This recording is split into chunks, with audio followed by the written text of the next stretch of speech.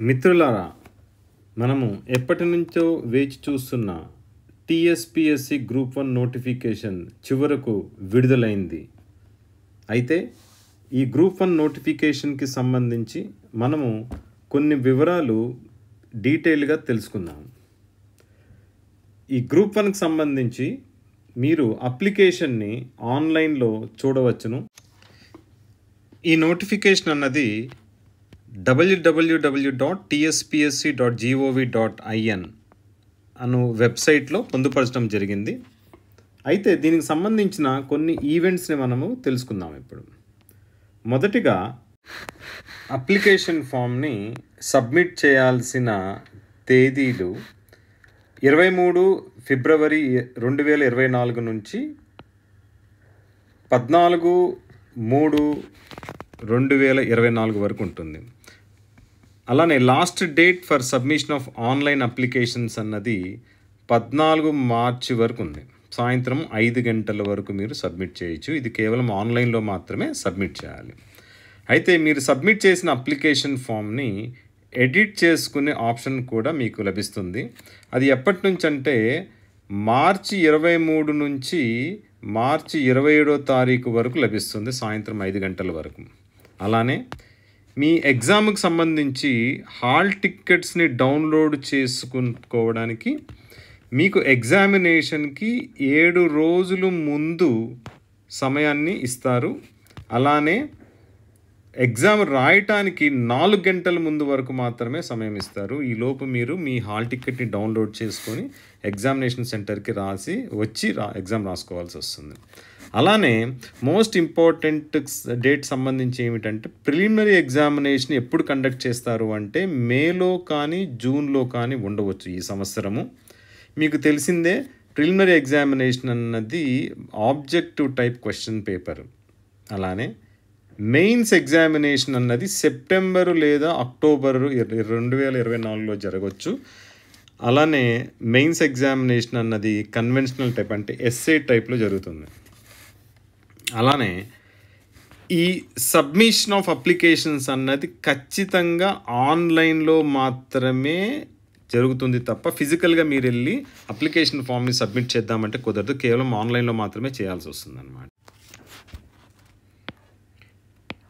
అయితే ఈ అప్లికేషన్ ఫామ్ని సబ్మిట్ చేయాలి అంటే ఫస్ట్ మనము టీఎస్పీఎస్సీ వారి వెబ్సైట్లో మనకి 1 టైం రిజిస్ట్రేషన్ అంటే మొదటిగా ఒక్కసారి మీరు రిజిస్ట్రేషన్ చేసుకోవాల్సి వస్తుంది. అది ఒక్కసారి చేసుకుంటే సరిపోతుంది. ఈ 1 టైం రిజిస్ట్రేషన్ చేసిన తర్వాత మీకు ఆన్లైన్లో అప్లికేషన్ సబ్మిట్ చేసుకోవడం అవకాశం దొరుకుతుంది. అయితే మీరు ఖచ్చితంగా మీరు ఆన్లైన్లో సబ్మిట్ చేసినప్పుడు రిజిస్ట్రేషన్ చేసుకుంటున్నప్పుడు ఇచ్చిన మొబైల్ నెంబరు అలానే ఈమెయిల్ ఐడిని మీరు పొందుపరుచుకోవాలి. ఎందుకంటే మీకు ఎస్ఎంఎస్ కానీ ఈమెయిల్స్ కానీ ఈ మొబైల్ నెంబరు అండ్ ఈమెయిల్ ఐడికి మాత్రమే వస్తాయి. సో మీరు ఖచ్చితంగా పొందుపరుచుకొని ఉంచుకోండి. ఏవేవి? మొబైల్ నెంబర్ ఒకటి మరియు ఈమెయిల్ ఐడి, ఈ రెండు ఖచ్చితంగా మీరు పొందుపరుచుకొని ఉండాలి. తరువాత ఆల్రెడీ ప్రీవియస్ నోటిఫికేషన్లో మీరు రాసి ఉంటే ఆర్ అప్లై చేసి ఉంటే మీరు ఈసారి ఖచ్చితంగా మళ్ళీ అప్లై చేసుకోవాలి. అయితే మీకు ఓటీఆర్ అవసరం లేదు, అంటే 1 టైం రిజిస్ట్రేషన్ అవసరం లేదు. మీరు ఆల్రెడీ మీకు ఈమెయిల్ ఐడితో మీ మొబైల్ నెంబర్తో పొందుపరిచి ఉన్న యూజర్ ఐడి పాస్వర్డ్ మీకు ఆల్రెడీ ఉంటుంది కాబట్టి దాని ద్వారా మీరు లాగిన్ అవ్వాలన్నమాట. You need to login and reapply to this present fresh notification. అప్పుడు మాత్రమే మీ అప్లికేషన్ ఫామ్ని యాక్సెప్ట్ చేస్తారన్నమాట.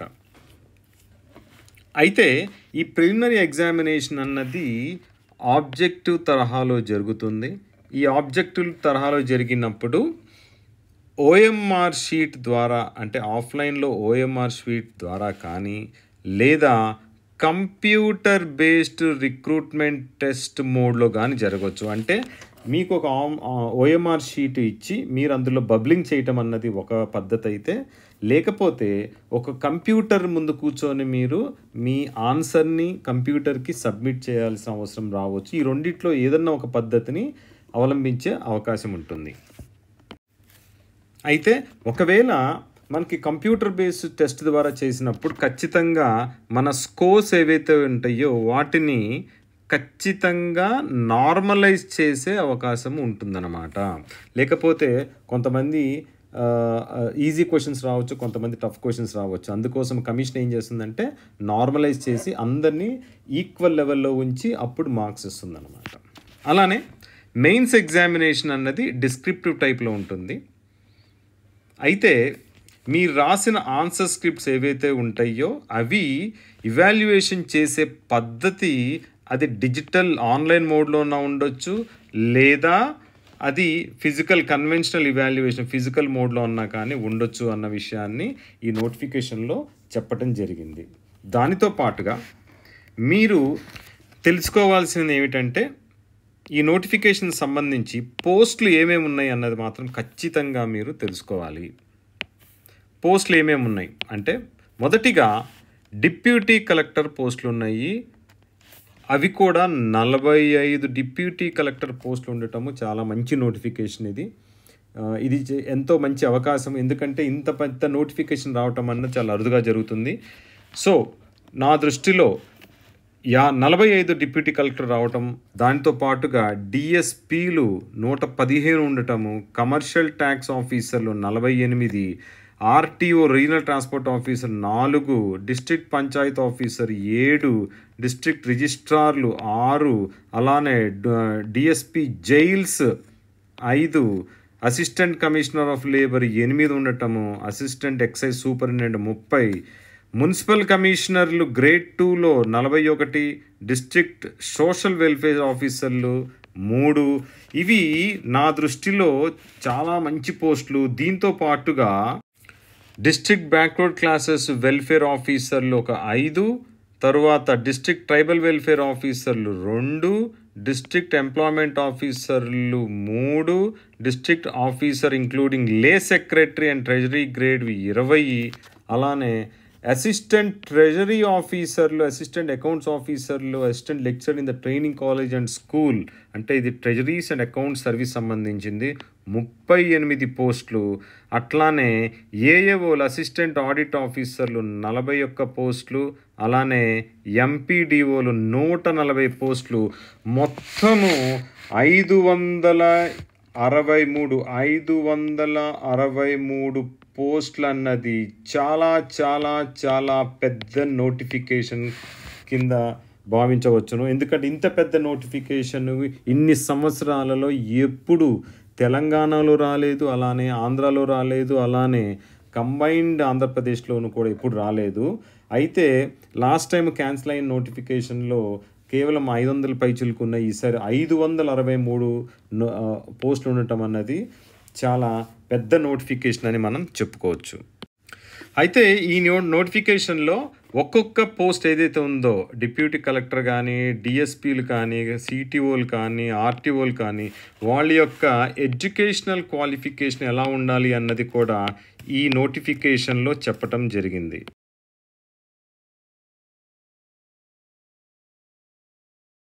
అయితే చాలామంది స్టూడెంట్స్ బాగా అడుగుతున్న ప్రశ్న ఏమిటంటే దీనికి సంబంధించి డిస్టెన్స్ ఎడ్యుకేషన్లో నేను డిగ్రీ చేశాను, అలాంటప్పుడు నా క్వాలిఫికేషన్ ఉంటుందా ఉండదా, నేను గ్రూప్ 1 ఎగ్జామ్ రాయొచ్చా రాయలేనా అని చాలామంది అడుగుతూ ఉంటారు. అయితే మీరు డిస్టెన్స్ ఎడ్యుకేషన్లో మీరు డిగ్రీ చేసినప్పుడు మీరు ఏ డిగ్రీ అయితే మీరు సంపాదించారో, ఏ ఓపెన్ యూనివర్సిటీ ద్వారా లేదా డిస్టెన్స్ ఎడ్యుకేషన్ మోడ్ ద్వారా చేశారో అది యూనివర్సిటీ గ్రాంట్స్ కమిషన్ ద్వారా కానీ, ఏఐసిటిఈ ద్వారా కానీ, డిస్టెన్స్ ఎడ్యుకేషన్ బ్యూరో ద్వారా కానీ గుర్తింపబడి ఉన్నప్పుడు మీ కాలేజ్, అలాంటి సందర్భంలో మీరు ఖచ్చితంగా ఈ గ్రూప్ 1 ఎగ్జామినేషన్ రాయటానికి అర్హులవుతారు. అయితే అసలు మామూలుగా ఎవరు ఈ గ్రూప్ 1 ఎగ్జామినేషన్ రాయటానికి అర్హులవుతారు? కనీసము 21 సంవత్సరాలు ఏజ్ క్వాలిఫికేషన్ దాటి డిగ్రీ ఉత్తీర్ణత పొందిన వాళ్ళు ఎవరైతే ఉంటారో వాళ్ళందరూ ఈ గ్రూప్ 1 ఎగ్జామినేషన్ రాయటానికి అర్హులవుతారు. దీంతో పాటుగా మరిన్ని వివరాలు ఏజ్ రిలాక్సేషన్ గురించి కానీ, ఏజ్ క్వాలిఫికేషన్ గురించి కానీ మరిన్ని వివరాలు తర్వాత రాబోయే వీడియోలో నేను నివృత్తి చేస్తాను. దీంతో పాటుగా ఈ లోకల్ రిజర్వేషన్ ఎట్లా అప్లికబుల్ అవుతుంది అన్నది మనం తెలుసుకుందాము. ఈ లోకల్ రిజర్వేషన్ అనేది 95% ఉంటుంది. అంటే 5% నాన్ లోకల్, 95% లోకల్ అని అర్థము. దీనికి సంబంధించి మనకు already multi zone 1, multi zone 2 అన్నవి మనకు ఆల్రెడీ తెలిసిన విషయాలే. అయితే ఇది GO number MS number 124 general administration department 2018లో రిలీజ్ చేసిన ఆ జిఓలో పొందుపరచడం జరిగింది. మల్టీ జోన్ 1 అనగా ఏ డిస్ట్రిక్ట్స్ వస్తాయి, అలానే మల్టీ జోన్ 2 అనగా ఏ డిస్ట్రిక్ట్స్ వస్తాయి అన్న విషయము క్లియర్గా ఈ నోటిఫికేషన్లో పొందుపరచడం జరిగినది. మీరు బాగా గుర్తుంచుకోవాల్సిన విషయాలు ఏంటంటే, అప్లికేషన్ ఫామ్ ఖచ్చితంగా ఆన్లైన్లో మాత్రమే అప్లై చేయాల్సి వస్తుంది. అది కూడా www.tspsc.gov.inలో మీరు వన్ టైం రిజిస్ట్రేషన్ చేసుకొని దాని ద్వారా మీరు లాగిన్ అయ్యి మీరు మీ అప్లికేషన్ ఫామ్ని ఫిల్ చేసి సబ్మిట్ చేయాలి. అయితే ఎవరైతే ప్రీవియస్ నోటిఫికేషన్ క్యాన్సిల్ అయిన నోటిఫికేషన్ ఏదైతే ఉన్నదో, అంటే notification number 04/2022 dated 26th April 2022లో క్యాన్సిల్ అయిన నోటిఫికేషన్ ఏదైతే ఉందో అందులో వాళ్ళు కూడా మళ్ళీ లాగిన్ అయ్యి రీఅప్లై చేసుకోవాలి, మళ్ళీ ఫ్రెష్గా అప్లై చేసుకోవాల్సి వస్తుంది. అయితే వాళ్ళు ఎవరైతే ప్రీవియస్ నోటిఫికేషన్లో మీరు అప్లై చేశారో మీరు మళ్ళీ ఫీ కట్టాల్సిన అవసరం లేదు. ఇప్పుడు ఫీ గురించి వస్తే, ఫీ అన్నది 2 రకాలుగా ఉంటుంది. ఒకటి processing fee, application processing fee అన్నది అది 200 రూపాయలు ఉంటుంది. అలానే ఎగ్జామినేషన్ ఫీ కూడా ఉంటుంది. ఈ ఎగ్జామినేషన్ ఫీ వచ్చేసరికి 120 రూపాయలు ఉంటుంది. అయితే అన్ఎంప్లాయిడ్ అంటే నిరుద్యోగులు ఎవరైతే ఉన్నారో వాళ్ళు exempted from payment of examination fee. అంటే అన్ఎంప్లాయిడ్ వాళ్ళు, నిరుద్యోగులు ఈ ఎగ్జామినేషన్ ఫీ అంటే 120 రూపాయలు పేమెంట్ చేయాల్సిన అవసరం లేదు. అలానే సెంట్రల్ గవర్నమెంట్ ఎంప్లాయీస్ కానీ, స్టేట్ గవర్నమెంట్ ఎంప్లాయీస్, అలానే పబ్లిక్ సెక్టర్ యూనిట్స్ సంబంధించిన ఎంప్లాయీస్, గవర్నమెంట్ కార్పొరేషన్కి సంబంధించిన ఎంప్లాయీస్, అదర్ గవర్నమెంట్ సెక్టార్లో ఉన్న ఎంప్లాయీస్ వాళ్ళు కూడా ఖచ్చితంగా ఈ ఎగ్జామినేషన్ ఫీని పే చేసి తీరాల్సిందే. అయితే ప్రీవియస్ నోటిఫికేషన్లో ఎవరైతే ఆల్రెడీ అంటే క్యాన్సిల్ అయిన నోటిఫికేషన్లో ఎవరైతే ఆల్రెడీ ఫీ పేమెంట్ చేశారో వాళ్ళు ఫీ మళ్ళీ పే చేయాల్సిన అవసరం లేదు. అలానే ఈ ఫీ పేమెంట్ అన్నది ఖచ్చితంగా ఆన్లైన్ ద్వారానే పేమెంట్ జరగాలి. ఆన్లైన్లో ఒక పేమెంట్ గేట్వే ఉంటుంది. ఆ పేమెంట్ గేట్వే ద్వారా మీరు ఖచ్చితంగా పేమెంట్ చేయాల్సి వస్తుంది. అయితే ఒకవేళ ఓఎంఆర్ బేస్డ్ ఆఫ్లైన్ మోడ్లో ఎగ్జామినేషన్ కండక్ట్ చేయాల్సిన అవసరం వస్తే ఖచ్చితంగా ఇందులో పొందుపరిచిన 33 సెంటర్స్లో ఆఫ్లైన్ మోడ్లో ఓఎంఆర్ షీట్ బేస్డ్ ఎగ్జామ్ జరుగుతుందన్నమాట. అయితే క్యాండిడేట్ ఇందులో ఏవన్నా ఒక 10 డిస్ట్రిక్ట్ సెంటర్స్ని చూస్ చేసుకొని ఒక ప్రిఫరెన్స్ ద్వారా అప్పుడు అందులో నుంచి ఏదో ఒక డిస్ట్రిక్ట్ సెంటర్లో మీకు ఆఫ్లైన్ మోడ్లో ప్రిలిమినరీ ఎగ్జామ్ రాసే అవకాశాన్ని అందిస్తారు. అలానే ఒకవేళ కంప్యూటర్ బేస్డ్ రిక్రూట్మెంట్ టెస్ట్ కానీ జరిగితే ఈ 10 డిస్ట్రిక్ట్ సెంటర్స్ ఏవైతే ఉన్నాయో అందులోంచే మీరు సెలెక్ట్ చేసుకోవాల్సి వస్తుంది. ఆ డిస్ట్రిక్ట్ సెంటర్స్లోనే మీకు preliminary examination computer based recruitment test ఆధారంగా జరుగుతుందన్నమాట. మరి ఈ 10 సెంటర్స్ డిస్ట్రిక్ట్ సెంటర్స్ ఏవి అంటే ఆదిలాబాదు, కరీంనగర్, వరంగల్, ఖమ్మం, తర్వాత హైదరాబాదు, రంగారెడ్డి, నిజామాబాదు, మహబూబ్ నగర్, మెదక్, నల్గొండ. ఈ 10 సెంటర్స్లో డిస్ట్రిక్ట్ సెంటర్స్లో మాత్రమే కంప్యూటర్ బేస్డ్ సెంటర్ జరుగుతుంది. ఒకవేళ కంప్యూటర్ బేస్డ్ జరగాలి అని కమిషన్ డిసైడ్ చేసుకున్నప్పుడు. దీనితో పాటుగా మెయిన్స్ ఎగ్జామినేషన్ ఏదైతే రిటర్న్ ఎగ్జామ్ ఉందో డిస్క్రిప్టివ్ ఫార్మాట్లో అది మెయిన్ హైదరాబాద్లో జరుగుతుంది, అంటే హెచ్ఎండిఏ పరిధిలో ఉంటుందన్నమాట. అది కాకుండా ఇంకేవైనా డిస్ట్రిక్ట్ సెంటర్స్ ఒకవేళ కమిషన్ నిర్ణయిస్తే ఆ సెంటర్స్లో కూడా జరిగే అవకాశం ఉంటుంది. ఈ నెంబర్ ఆఫ్ సెంటర్స్ అన్నది ఈ కమిషన్ను ఎప్పుడు పెంచాలి ఎప్పుడు తగ్గించాలన్నది కమిషన్ను డిసైడ్ చేసుకుంటుందన్నమాట. ఇప్పుడు ప్రొసీజర్ ఆఫ్ సెలెక్షన్ ఏమిటి? ప్రొసీజర్ ఆఫ్ సెలెక్షన్ అంటే ఏ పద్ధతి ద్వారా క్యాండిడేట్ని ఫైనల్ పోస్టులకు సెలెక్ట్ చేసుకుంటారు. ఇది మొదటిగా ప్రిలిమినరీ టెస్ట్ జరుగుతుంది, మనందరికీ తెలిసిన విషయమే. ఈ ప్రిలిమినరీ టెస్ట్ ఆబ్జెక్టివ్ బేస్డ్ ఉంటుందన్నమాట. దీంట్లో సిలబస్ జనరల్ స్టడీస్, దానితో పాటు మెంటల్ ఎబిలిటీ అని 2 ఉంటాయి. ఎవరు అయితే ప్రిలిమినరీ ఎగ్జామినేషన్ని పాస్ అవుతారో వాళ్ళు మాత్రమే మెయిన్స్ ఎగ్జామినేషన్ రాయటానికి అర్హులవుతారు.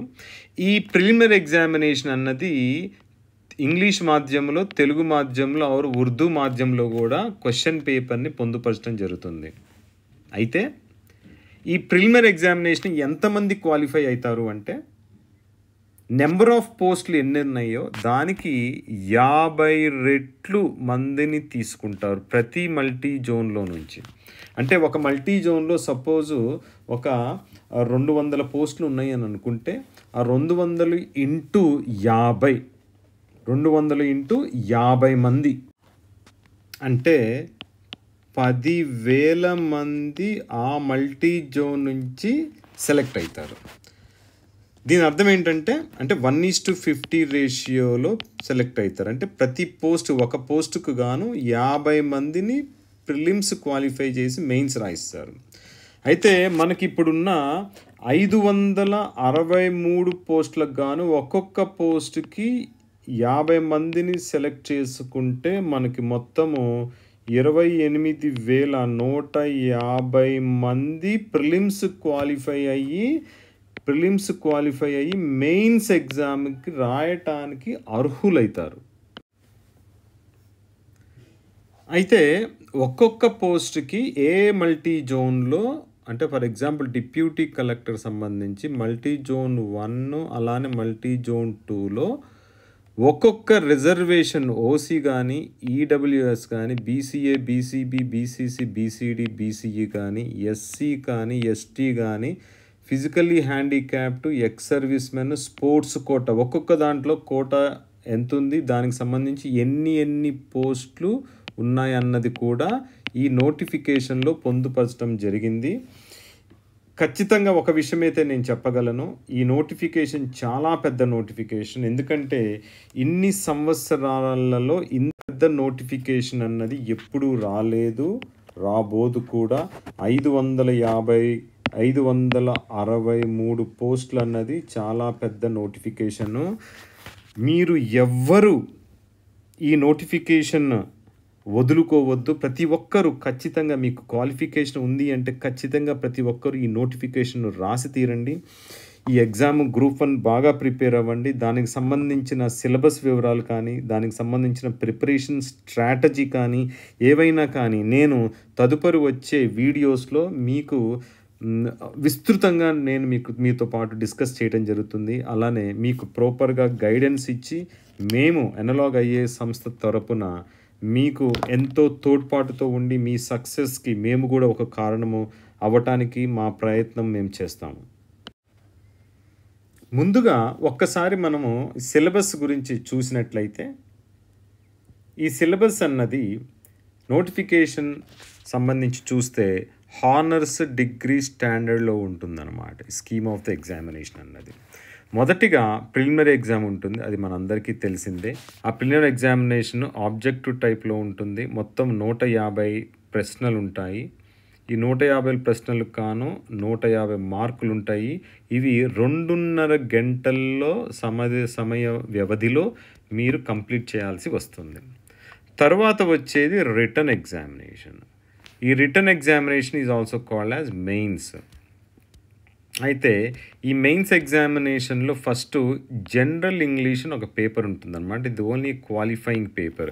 అది 3 గంటల వ్యవధిలో 150 మార్కులు గాను క్వాలిఫైయింగ్ పేపర్ మాత్రమే. ఈ మార్కులను ఫైనల్ మీ మెరిట్ లిస్ట్లో యాడ్ చెయ్యరు. అలానే దానితో పాటుగా మొత్తం మీకు 6 జనరల్ స్టడీస్ పేపర్స్ ఉంటాయి. ఓకే, ఒక జనరల్ స్టడీస్ పేపర్ని జనరల్ ఎస్సే అంటారు, ఫస్ట్ దాన్ని జనరల్ ఎస్సే అంటారు. అలానే పేపర్ 2ని హిస్టరీ, కల్చర్, జాగ్రఫీ పేపర్ అది. ఓకే, తరువాత పేపర్ 3లో Indian society, constitution and governance ఉంటుంది. అలానే పేపర్ 4 ఎకానమీ అండ్ డెవలప్మెంట్ ఉంటుంది. అలానే పేపర్ 5లో science and technology and data interpretation, paper 6లో Telangana movement and state formation ఉంటుందన్నమాట. అయితే ఈ పేపర్లన్నీ ఒక్కొక్కటి 3 అవర్స్ డ్యూరేషన్లో జరుగుతాయి. ప్రతి ఒక్క పేపరు 150 మార్కులకు గాను ఉంటాయన్నమాట. ఓకే, మొత్తం కలిపి ఇవి 900 మార్కులకు గాను మెయిన్స్ ఎగ్జామినేషన్ కండక్ట్ చేయటం జరుగుతుంది. అయితే మనము ప్రిలిమ్స్కి సంబంధించి ఒక్కసారి సిలబస్ మనం చూస్తే, preliminary test which is objective in nature, ఇందులో కరెంట్ అఫైర్స్ ఉంటాయి, రీజనల్, నేషనల్, ఇంటర్నేషనల్ ఉంటాయి, ఇంటర్నేషనల్ రిలేషన్స్ అండ్ ఈవెంట్స్ ఉంటాయి, జనరల్ సైన్స్ ఉంటుంది, environmental issues, disaster management and prevention and mitigation strategies ఉంటాయి. అలానే economic and social development of India ఉంటుంది, world geography, Indian geography, geography of Telangana state కూడా ఉంటుంది. వీటితో పాటుగా history and cultural heritage of India, Indian constitution and polity, governance, public policy in India, Telangana state policies గురించి, society గురించి, culture, heritage, arts and literature of Telangana గురించి, అలానే social exclusion గురించి, చివరిగా లాజికల్ రీజనింగ్, అనలిటికల్ ఎబిలిటీ మరియు డేటా ఇంటర్ప్రిటేషన్ టాపిక్స్ మన preliminary ఎగ్జామ్లో ఉంటాయి అన్నమాట. అయితే మిగతా పేపర్లకు సంబంధించిన సిలబస్, దానికి సంబంధించిన రిఫరెన్స్ బుక్స్, ఇవి ఏవి చదువుకోవాలి, మీ స్ట్రాటజీ ఎలాగ ఉండాలి అన్న దాని మీద నేను మరి ఇంకొన్ని వీడియోస్ తయారు చేస్తాను.